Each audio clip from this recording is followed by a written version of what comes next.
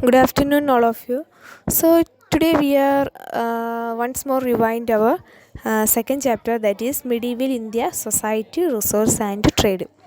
You already studied or you already the facts about this chapter. So just we summarize the chapter. Okay, so Medieval India Society, Resource and Trade. During the medieval period or during the medieval India, agriculture was the special occupation or chief occupation or main occupation. You know that അല്ലേ? കൃഷിയായിരുന്നു അന്നത്തെ പ്രധാനപ്പെട്ട തൊഴിൽ എന്ന് പറയുന്നത്. Then cotton, cereal, pulses, indigo, sugarcane etc. were the major crops during that period.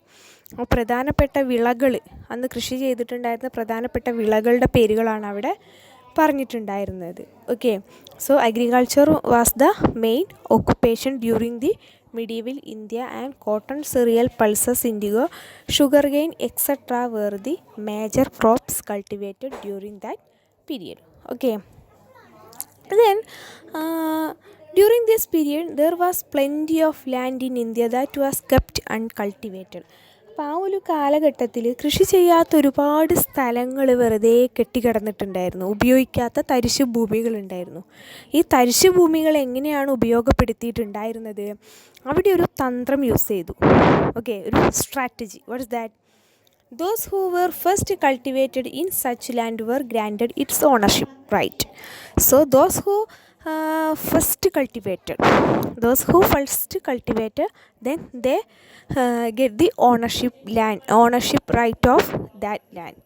Okay, so there are several steps taken by the rulers during that period for what? For the development of agriculture or for the progress of the agriculture.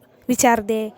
They arranged irrigation facilities, supplied seeds, then granted tax relaxation. So these were the major steps taken by the medieval rulers during that period. For what? For in the progress of the agriculture. Irrigation facilities, ജലസേചനം, then supplied seeds, ആവശ്യമായിട്ടുള്ള വിത്തുകൾ വിതരണം ചെയ്യുക, then granted tax relaxation, tax rate കുറച്ചു കൊടുത്തു. Okay, then iqta system is a special kind of system existed during that period. What you mean by iqta system? That is, in the medieval period, officers were given land as wage. So instead of wage means വേജിന് പകരം, കൂലിക്ക് പകരം land കൊടുക്കുന്ന ഒരു സമ്പ്രദായം, ഭൂമി കൊടുക്കുന്ന ഒരു സമ്പ്രദായം ആ ഒരു കാലഘട്ടത്തിൽ നിലനിന്നിട്ടുണ്ടായിരുന്നു. That is iqta system. So this system was known as iqta system during Sultanate period. So Sultanate period, it is known as Ikta system. But Mughal period, during the Mughal period or during the Mughal empire, it was known as Jagirdari system. So Ikta system and Jagirdari system are same system. Okay, but which known as in different names in different period. Okay, so in Sultanate period it was known as in Ikta system, and in Jagirdari during the period of Mughal period. Okay,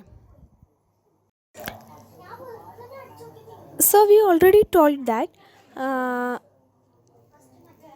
agriculture was the main occupation, or majority of the people they were engaged in agricultural activity. But not only agriculture, but also there are different types of occupations were existed. Which are they? Weaving and handicrafts.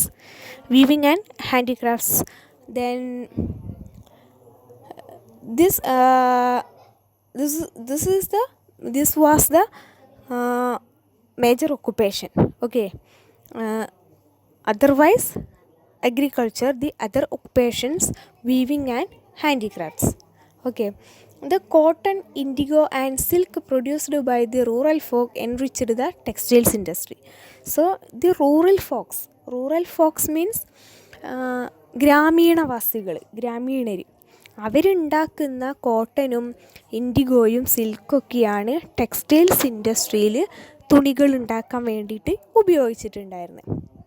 Then the Indian weavers produced garments of different colors and quality. So the Indian weavers, നെയ്ത്തുകാർ, തുണി ഉണ്ടാക്കുന്ന ആളുകൾ, they made garments. They also made garments of, and different types of tools were also used. There were different types of tools were also used, such as spinning wheel. Spinning wheels, you can see the picture of spinning wheel. Okay, spinning wheel. It is used for weaving. And then other one is looms. This is the picture of spinning wheel and looms. Spinning wheel and looms. These two were used for weaving. Okay, and the other one is water wheel. Water wheel is used for the irrigation facilities.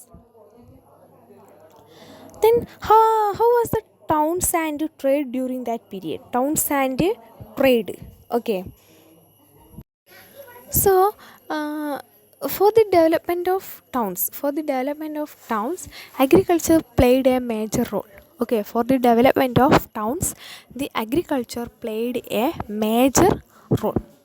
That is the progress of agriculture or the increase in the production, which leads to the trade centers, which leads to the development of trade centers. Agricultural production which leads to the development of the trade centers, and which also developed the, or which caused the development of the cities during that period. Okay. Then Indian spices, textiles, leather, gems, sandal, metal, pearls, ivory, etc. are in great demand in foreign countries. So the Indian items, the Indian products such as Indian spices, then textiles, Indian textiles, then leather items, gems, then sandals item, metal, pearls, ivory. So these items have a great demand in the foreign countries. So the major export during that period is for what? For these items. Okay, these items are mainly exported to the foreign countries. Then these commodities also attracted the foreign traders to India also. അപ്പോൾ ഈ items നമ്മൾ ഇവിടുന്ന് കൊണ്ടുപോകാനായിട്ട് അല്ലെങ്കിൽ കച്ചവടം നടത്താനായിട്ട് ഒരുപാട് foreigners ഇന്ത്യയിലേക്ക് വരികയും ചെയ്തു. So as a result, several traders reached in India from different parts of the world. Several traders, കച്ചവടക്കാരി ഇന്ത്യയിലേക്ക് എത്തിയിട്ടുണ്ടായിരുന്നു. Okay. Then the foreigners who had trade with India.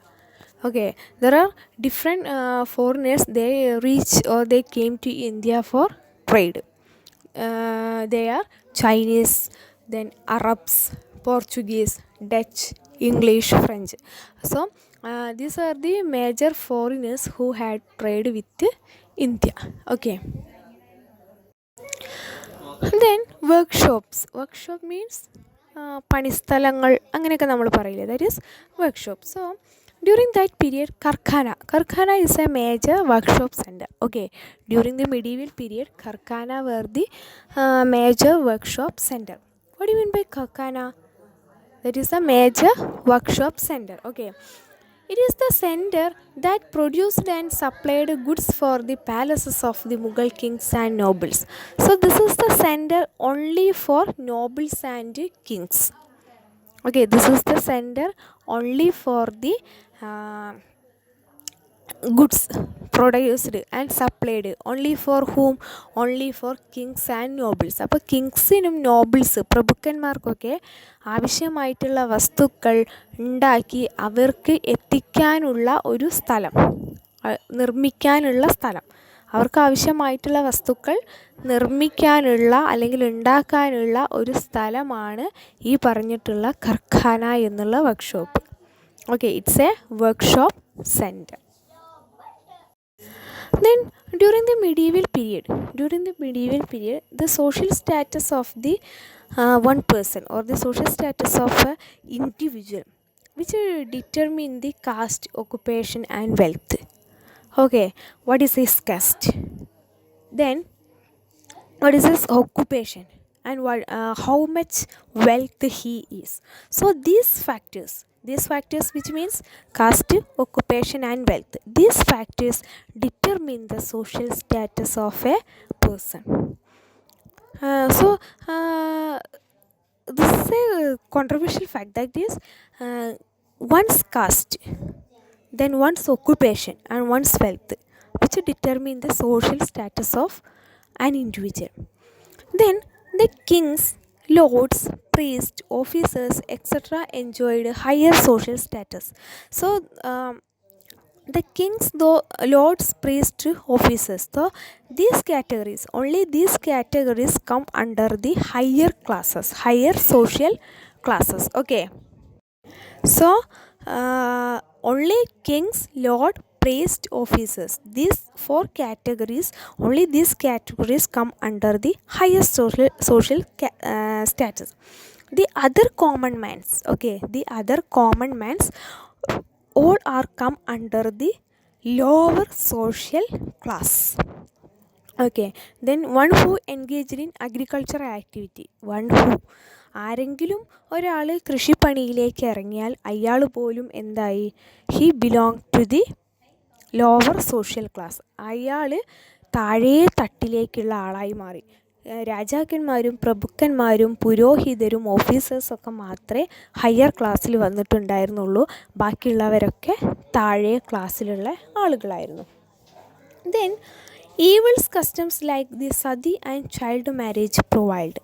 So during that period, sati and child marriage means ബാലവിവാഹങ്ങൾ, ശൈശവ വിവാഹം. ചെറിയ കുട്ടിയാവുമ്പോഴത്തേന് 5 വയസ്സ് 6 വയസ്സ് ആ റേഞ്ചിൽ തന്നെ കല്യാണം കഴിപ്പിക്കാം.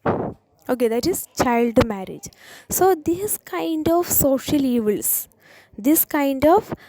എന്താ പറയുക, ഇത്തരത്തിലുള്ള സാമൂഹിക ഒരു പൈശാചികമായ ഒരവസ്ഥ, ഇത്തരത്തിലുള്ള അവസ്ഥകളൊക്കെ അന്നത്തെ കാലത്ത് അവിടുത്തെ സമൂഹത്തിൽ അല്ലെങ്കിൽ നമ്മളുടെ ഇന്ത്യൻ സമൂഹത്തിൽ സൊസൈറ്റിയിൽ നിലനിന്നിട്ടുണ്ടായിരുന്ന കാര്യങ്ങളായിരുന്നു. Then there are several educational centers existed in medieval India, and from the different parts of the world there are lot of students, they came to India for acquiring knowledge. അപ്പോൾ ഇന്ത്യയിൽ ഒരുപാട് educational centres ഉണ്ടായിരുന്നു. അതേപോലെ തന്നെ ലോകത്തിൻ്റെ വിവിധ ഭാഗങ്ങളിൽ നിന്നുള്ള ആളുകൾ ഇന്ത്യയിലേക്ക് വിദ്യാഭ്യാസത്തിൻ്റെ ആവശ്യത്തിന് വേണ്ടിയിട്ട് എത്തിയിട്ടുണ്ടായിരുന്നു. Then Banaras, Agra, Lahore, Kanchi, Madurai, Delhi. So these were the major educational centers during that period. And astronomy and mathematics advanced during this period.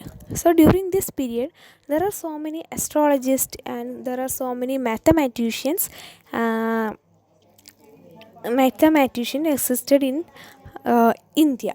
Okay, Leelavati by Bhaskaracharya was a famous work. Leelavati by Bhaskaracharya. Leelavati is a book written by Bhaskaracharya in the field of mathematics. And observatories, there are several observatories were also existed. Observatories means vana nirishana shalagal, observatories. Okay, which are they? Jaipur, Delhi, Ujjain, Banaras, etc. were the major observatories, vana nirishana shalagal. Okay, so these were the factors, or these were the ideas we already discussed, and so this is a video lesson for summarizing the second chapter. Okay, thank you.